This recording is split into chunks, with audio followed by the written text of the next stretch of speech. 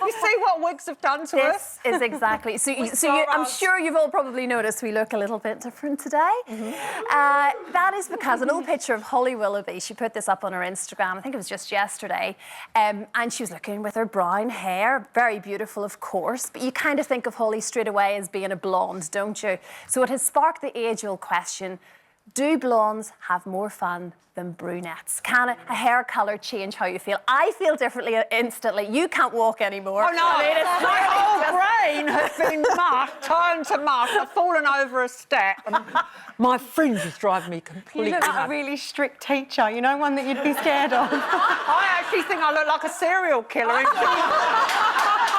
I think Linda looks like someone that could serve me a bag of chips or something. I thought I looked like a newsreader. No, on the betting channel.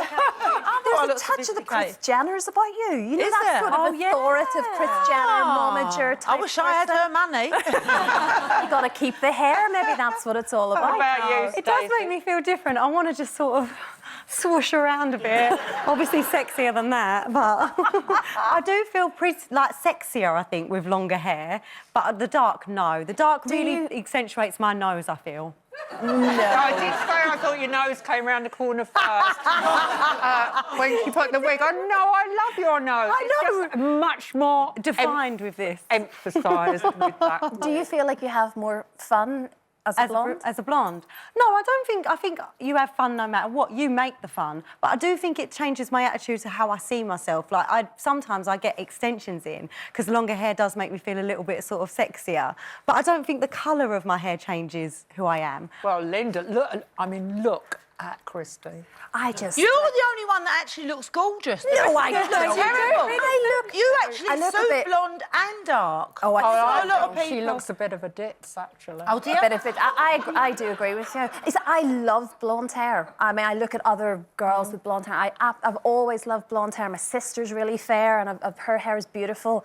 But when you're so dark like I am, and I'm naturally really dark everywhere, the blonde thing just doesn't seem to work. You know, your eyebrows are really dark, and so if I went that colour... Everything's grey. Every part of my body's grey now. Yeah, I've gone grey, and one of the reasons why I've stayed with red hair for so long is it's easy. You just get a big pot of red dye, blob it on your head, you look like you've cut something off, like you've got a serious injury, and you've got red hair, and that's You do your red hair yourself? I can do it. I have dyed quite a few hotel rooms and showers. Have you ever had to go around the grouting in a shower with a Brillo pad when you've stayed in someone's house? I do that with fake tan. The walls are just covered in orange fake tan. I do feel that red is the colour hair that I'm most comfortable with, because I've had some really ghastly colours over the years. And now I read fashion editors telling us that silver hair is trendy. Oh, yeah. I'm sorry. Have you noticed that all the women telling us that are generally under 35?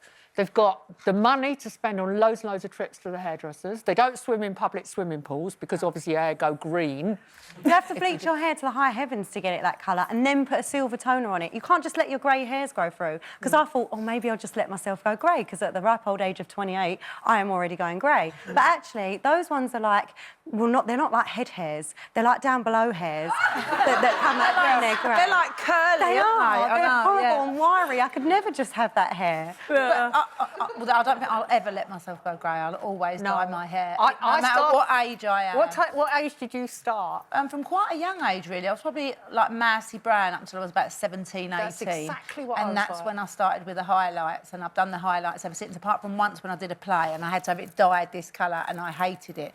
Every morning when I looked in the mirror, it frightened the life out of me. But Pauline, I hadn't seen her for a little while. She turned up. We were going out somewhere for lunch. She turned up with this head of grey hair. I went, what are you doing? She went, oh, I can't be asked anymore. Am I allowed to say that? Well, probably not. Sorry if anyone is offended by that, but you... I can't be asked anymore. Yes, absolutely. That's exactly what you said. So I said to her, no, you've got to do something about that hair. It's added 10 years onto your age. She's got the loveliest face, the loveliest skin. Yeah. She looks absolutely gorgeous. But this grey hair just washed her out. So off she goes to the hairdressers. And now every time she has her hair done, she goes, I've got another bill for you. You made me have my hair done. You can pay for the bills for it. I started dyeing my hair the same age as you, because when you go to school and you're about 14 and 15 and all the other girls got definite colour hair, I had beige hair. You know that kind of mousy beige that kind of comes out of your head and then lies down. It's got no life of its own.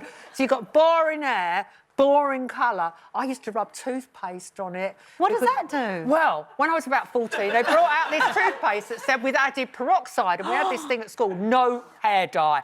So I'd sit in class rubbing toothpaste on my hair for hours. I bet you smell amazing. Yeah, but I didn't go blonde. I just stank like toilet cleaner. Well, now that we've all grown very accustomed to these wigs, I might keep it. So we have to say a very big thank you to Adderance and Trenco in London today for supplying these and giving us a little bit of an option. Look, I'm looking at myself on the monitor there. Like, I'm already putting it behind mirrors and all. It's beginning to feel normal. A little bit like Carol Vorderman. I've got Yeah. Watch out, her brains. And never mind her hair.